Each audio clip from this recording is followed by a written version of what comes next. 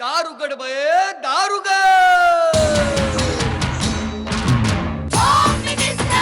कोणाला बघ शाळेला उशीर होतो. आज कामवाली बाई पण नाही आली. पदरावरती सरतारीचा मोर नाचरा हवा, पदरावरती सरतारीचा मोर नाचरा हवा. संसारातून वेळ काढून खेळ खेळूया नवा. मांदेकर पैठणी घेऊन आला. पहिली उघडताना दा रोज वकिलीचं देणार.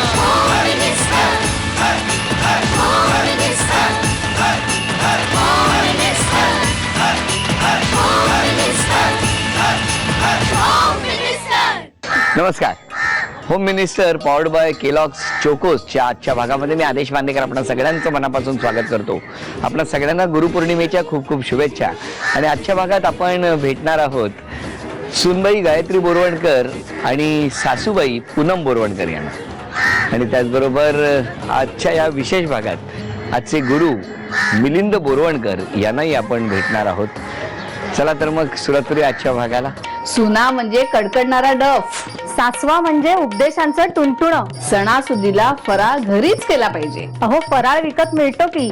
सुनानी वायफळ बडबड बंद करावी. सासवानी ना गॉसिपिंग थोडं कमीच करावं. आजच्या पैठणीवर नाव एकच, सासू. पैठणी माझीच आहे म्हणजे सुनेचीच.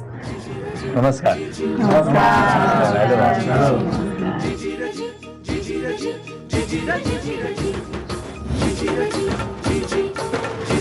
जाम गर्दी झाली आहे खाली. बरं आता एक अक्षर जो तो पटकन उखाणा घ्या. बघूया कोण घेणार उखाणा दोघींपैकी. अक्षर आहे न. नवऱ्याच्या गळ्यातून निघावी सुरावटींची तान. विश्वजितची जगभरातील कीर्ती हीच माझ्या आयुष्याची शान. अरे वा, अभिनंदन. क्या बात आहे. त्यामुळे हे मोठं बक्षीस, मोठी लक्ष्मी तुमच्याकडे आलेली आहे. चला आता दोन गट. अर्थातच म्हणजे सुनबाई आणि सासरे बुवा, आई म्हणजे सासूबाई आणि चिरंजीव. आणि आता ओळख करून द्या सगळे. ह्यांना सगळेच ओळखतात. माझे मिस्टर विश्वजित नमस्कार. बोरवणकर, हो माझ्या सासूबाई, नमस्कार. सासरे. नमस्कार. पाठी तिकडे धाकटा दिरे. मुद्दाहून सांगते नमस्कार. धाकटा असं सांगायला लागतं. विश्वजितचे आजोबा, नमस्कार. आजी, नमस्कार. ही माझी आई नमस्कार. आणि हे सगळे आमचे नातेवाईक. नमस्कार. नमस्कार. आजच्या पण आहे विश्वजितची. नमस्कार. आणि आता सुरुवात करूया गप्पांना. नमस्कार. नमस्कार. नमस्कार.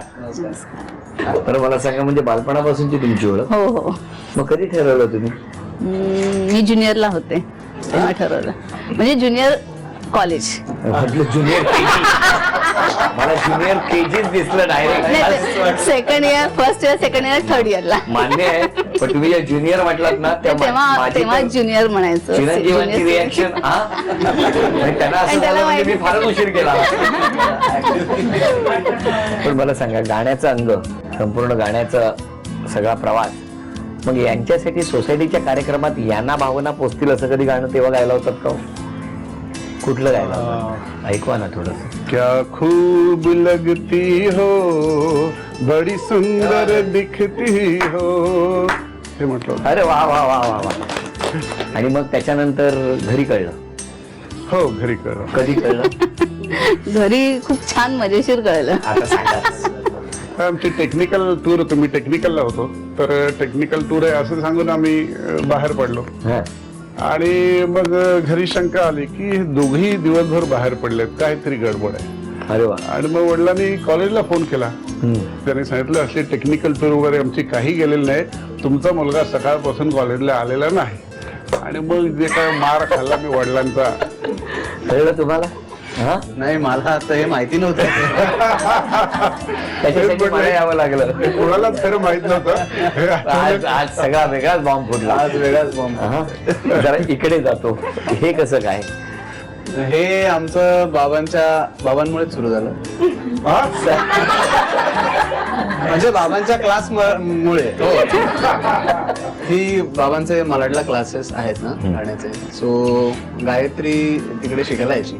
एक दीड वर्ष अगदी वन वे ट्रॅफिकच होतं, म्हणजे माझ्याकडूनच होतं आणि तिला काही पत्ताच लागेना, कसलं काहीच नाही. शेवटी मग तिच्या फ्रेंड्स कडून, आमचे कॉमन फ्रेंड्स होते, तिच्याकडून मग तिला थोडीशी अशी जाणीव व्हायला लागली की अरे बहुतेक हा इंटरेस्टेड आहे आपल्यात. आणि मग शेवटी मग तिनेच विचारण्याचं धाडस केलं. आणि पण मीही मग सांगितलं की माझं खरंच तुझ्यावरती प्रेम आहे. अरे वा. आणि मग घरी कधी अंदाज आला, तेव्हा झाला का? नाही, घरी एकदा अंदाज, म्हणजे मला असा अंदाज आला की आमच्या फॅमिलीने आम्हाला एकदा सत्यनारायणच्या पूजेला बोलावलं होतं आणि ती पण स्टुडंट होती यांची. बरं. आणि ह्या बऱ्याच जणी सगळ्या स्टुडंट राहिल्या होत्या तिकडे.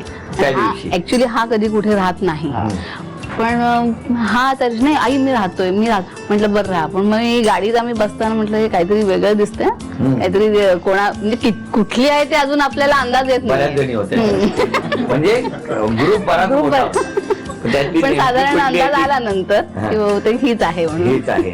पण छान. आता बघा, हे एक असं नातं आणि दुसरं नातं परत गुरु शिष्याचं. कारण प्रत्येक वेळेला सारेगमपच्या प्रत्येक वेळेला जेव्हा उल्लेख व्हायचा गुरूंचा, तर तेव्हा आम्ही वारंवार ऐकलेला आहे. नक्कीच. मग मला सांग की साधारणतः आज इतक्या वेगवेगळ्या टप्प्यावरती तू कामं करतोयस, काय सांगशील तुझ्या गुरूंबद्दल? अनबिलिव्हेबल आहे सगळा माझा प्रवास हा जो काय झालाय तो. आणि तो फक्त सुरुवातीचं शिक्षण वडिलांकडेच झालं माझं. आणि गांधर्व महाविद्यालय जे वाशीला आहे तिकडे बाबा व्यवस्थापक होते आणि मी दुसरी तिसरीत वगैरे असेल. मी जरी क्रिकेट जरी खेळायचो ना तरी कोणतरी तिकडे रियाज करत असायचं बाजूला. मी काही करत असलो तरी मोठे मोठे लोक आमच्या घरी राहायला यायचे. सो संस्कार, बाबा जसं म्हणतात की मी उभं राहायला शिकलो तो पेटीला धरूनच. तर ते खूप वेगळे संस्कार झाले. आणि परत आपलं झीचं सारेगमप आलं. Finally I was looking for that platform आणि देवाच्या कृपेने मी जिंकलो. पण मला जरा तुला विचारायचं आहे आता की या समोर इतके पदार्थ ठेवलेले आहेत, साधारणतः कोणत्या पदार्थाशी यांचा स्वभाव जुळतो असं वाटतं? खरं मत अपेक्षित आहे. साबुदाणा वडा बाहेरून कडक आहे पण आतून सॉफ्ट आहे. क्या बात आहे. एक मिनिट, काही ठिकाणी साबुदाणा वडा हा चेंगम सारखा असतो. हे नाकारता का तुम्ही? हे तुम्ही नाकारता का? तुला नेमकं काय म्हणायचं आता आम्हाला? गायत्रीचा स्वभाव म्हणजे खरंच असा आहे. साबुदाणा वडा आहे, सात्विक आहे असं म्हणूया. सात्विक आहे. वा, कारण किती छान कॉम्प्लिमेंट दिली. Very good. हा मी बाजूला ठेवतो आता इथे. तुम्हाला साबुदाणा वडा. Very good. आता तुम्ही सांगा यांच्याबद्दल. नाही, तिचा स्वभाव अगदी म्हणजे आतून बाहेरून सारखाच आणि लाडवासारखा अगदी गोड आहे. लाडू नाही येतो कचोरी आहे. असं असं हे पेढा घ्या. नाही आता नका सांगू, त्यांनी कचोरीला लाडू म्हणाले ते. मी लाडवासारखं गोड आहे म्हणतो. मग पेढ्यासारखा गोड आहे असं म्हटलेलं आहे. चला, त्यामुळे हा आता पेढाही गेला. आता तुम्ही सांगा सासूबाई कशा आहेत? ढोकळा. ढोकळा म्हणजे काय? सॉफ्ट. ढोकळ्यासारख्या सॉफ्ट आहेत. हा म्हणजे आता आहे तसं. आता हे ते ढोकळाही गेला. आता सून कशी, समोशासारखी आहे का कचोरी सारखी? समोसा. का? तुमचं लॉजिक कळू दे. बाहेरून कडक आतून थोडं तिखट आहे. बाहेरून कडक पण आतून थोडी तिखट आहे. खरं तर इकडे उजव्या बाजूला दोन नाती आहेत. वेगळ्या पद्धतीने बघितलं तर आज सासरे आणि सून आणि एकीकडे गुरु शिष्य असं हे नातं आहे. चला आता सुरुवात करूया या प्रश्नांना. पहिला प्रश्न सुनबाईंसाठी, म्हणजे तुमच्यासाठी विश्वजितने कोणतं गाणं गावं असं सासूबाईंना वाटतं? तरी मस्त मस्त दोन आहे. आता म्हणजे कसं ते? ते त्याला म्हणून दाखवायला सांगा ना. गायचं आहे का? हो. ओके. ताकते रहते तुझको सांझ सवेरे, नैनों में बसिया जैसे नैन ये तेरे, नैनों में बसिया जैसे नैन ये तेरे, तेरे मस्त मस्त दो नैन मेरे दिल का ले गए चैन, मेरे दिल का ले गए चैन, तेरे मस्त मस्त दो नैन. क्या बात आहे. वा वा वा वा. चला आता पुढचा प्रश्न तुमच्यासाठी. तुम्ही सांगा, तुम्ही रोजच्या वावरण्यात तुम्ही काय कमी करावं असं सुनबाईंना वाटतं? स्वच्छता कमी करावी. त्यांनी असं सांगितलेलं आहे की त्यांना असं वाटतं की आईने गॉसिपिंग जरा कमी करावे. त्यामुळे एक गुण गेला. आता पुढचा प्रश्न परत सुनबाईंना. विश्वजित प्रेमाचे सूर आळवू लागला आहे, हे तुमच्या सासूबाईंना कोणत्या प्रसंगी उमगले? मैत्रिणीच्या घरी पूजेला गेलेलं त्यावेळेला. चला, अभिनंदन. यांना 2 गुण मिळालेले आहेत. सासूबाईंसाठी एक प्रश्न आहे. सुनबाई गाणं शिकताना सासरेबुवांनी कोणती मजेशीर दाद दिली होती? वा. वा. मजेशीर. एक मिनिट. वा. तुम्ही उत्तर सांगितलं असं नाही, नाही. गुण द्या, गुण द्या. गुण नाही, अख्खी ओळ आहे ती. म्हणा. दाद नाही आठवते मनात काय दिलेली. त्यांना तरी आठवते का विचारा. अहो कित्येक वेळा हे विद्यार्थी इतकी करमणूक करतात ना की असं वाटते ह्यानी मला फी द्यायची होती, मीच ह्यांना फी द्यावी. किती छान ही दाद दिली होती त्यांनी. हा, त्यामुळे हे गुण गेलेले आहेत. आता सासरेबुवा, तुमच्याकडे प्रश्न आहे. कोणत्या गाण्याने मिस्टरांनी आपली तारीफ करावी असं तुमच्या पत्नीला वाटतं? क्या खूप लगती हो, बडी सुंदर दिसते हो. अभिनंदन. त्याला इकडे 3 गुण मिळाले. आता मला बघायचंय की तुमचा मुलगा आईला गुण मिळवून देतो. प्रश्न आहे, तुमच्या पत्नीचा कोणता छंद जो त्यांना त्यांचा आजूबाजूचं जग विसरायला लावतो? शॉपिंग. शॉपिंग. म्हणजे हा आनंद आहे की वेदना आहे?